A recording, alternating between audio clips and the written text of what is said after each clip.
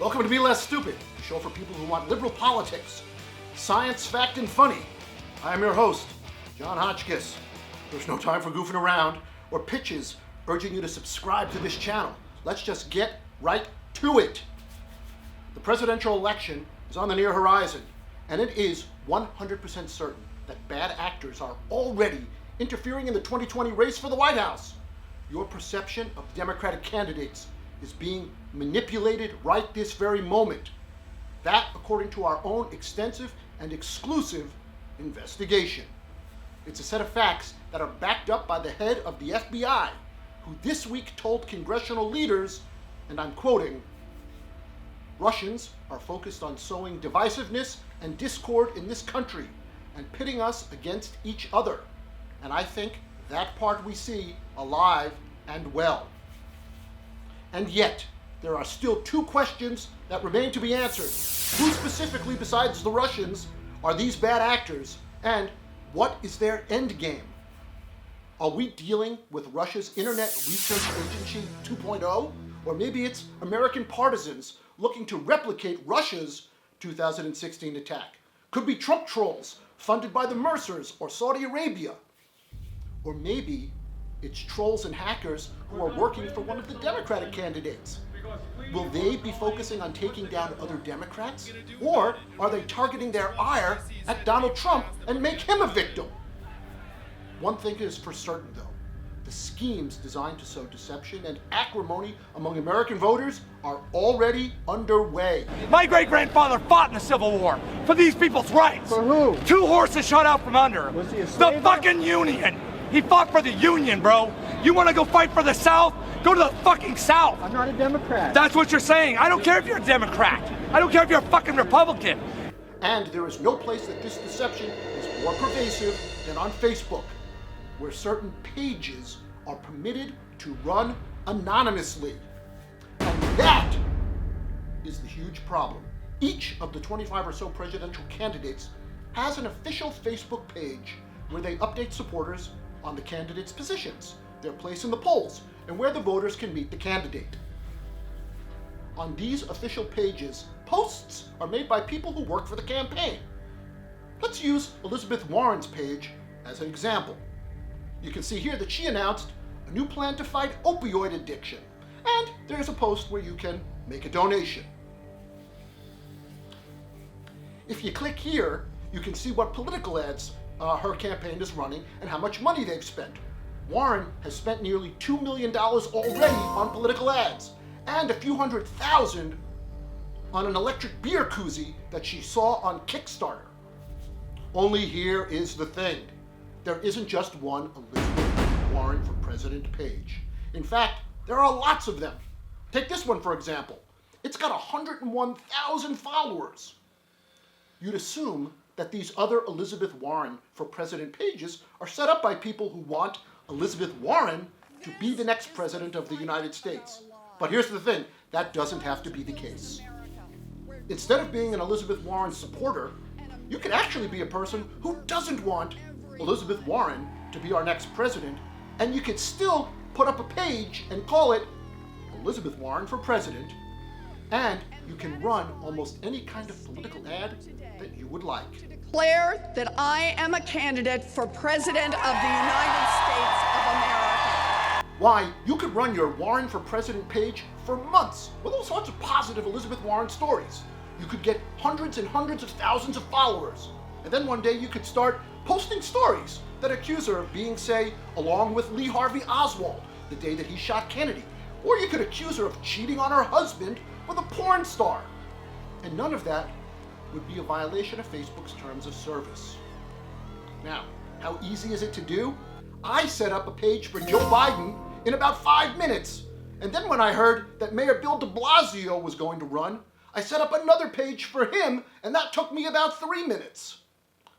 Now, there is a way to tell the difference between the official Elizabeth Warren page and other pages. However, it's easy to miss. And yet, other than the tiny blue check mark, there's no way to distinguish between the official Warren page and the other Warren for President pages. All of them have similar pictures. They post similar stories, it'd be very easy to confuse the two. In fact, when you search Elizabeth Warren on Facebook, the second page is often shown first on the list of search matches. However, as you dig around, you discover a few things on this other Elizabeth Warren for President page. In the About section, there's no information about who actually is running this particular page, unlike the official page. There's no list of administrators. There's no way to verify if the people running the page are really Elizabeth Warren fans.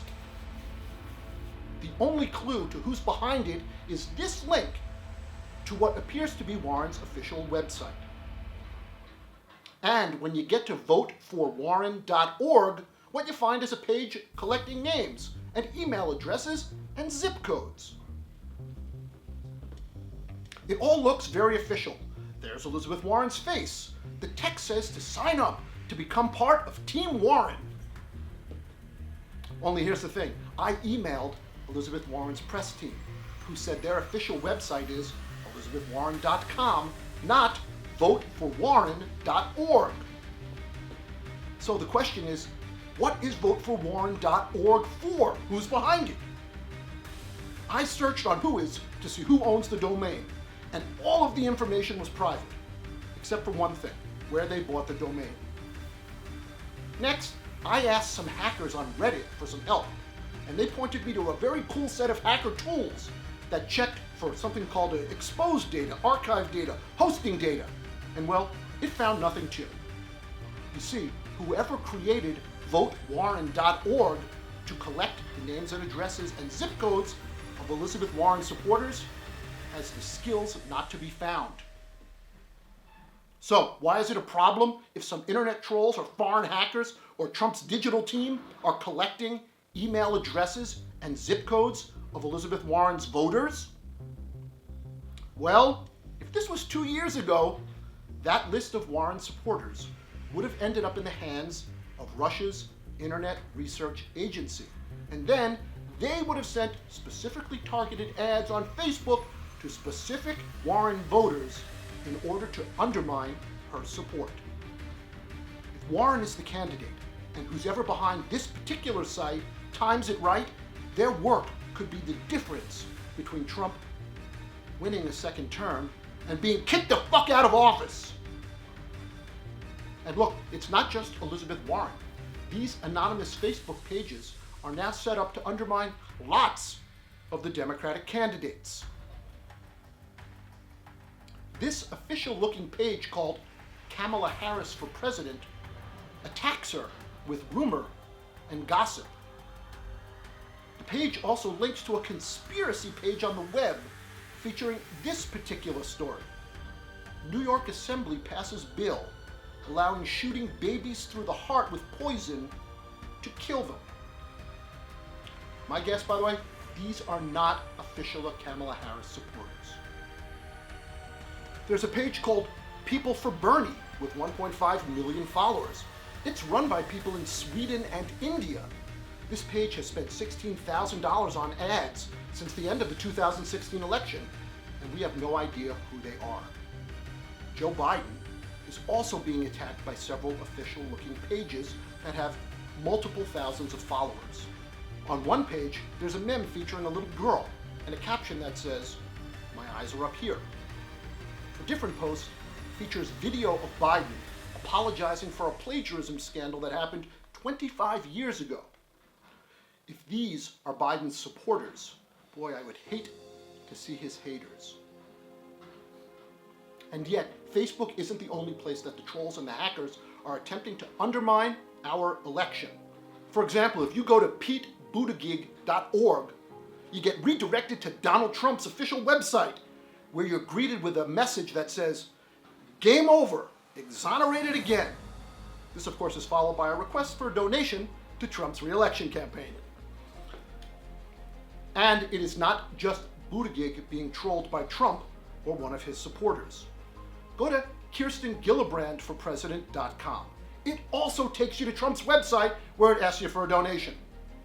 Type in Elizabeth Warren for President and you get taken to a website with a video featuring her apologizing for saying that she was part American Indian. Type in joebiden.org and you get taken to an official whitehouse.gov page that lists Donald Trump's so-called accomplishments. And if you type in joebidenforpresident.org, you end up on a website for Japanese men looking to become sex workers. So, what is the point of all of this? The point is that Democrats have to be vigilant. We cannot get taken in by internet schemes that attempt to divide us. We have to stay focused, and then we have to pick the candidate with the very best chance of beating Trump in November 2020. The trolls and the hackers will try everything and more to fuck with us. But we cannot, we must not be distracted from the prime directive, which is to get Trump the fuck out of office. Look, for Be Less Stupid, I'm the host, Jon Hotchkiss. Please, if you enjoyed this video, you have got to share it on social media, and then subscribe to this channel. Thank you very much. I will see you next time on Be Less Stupid.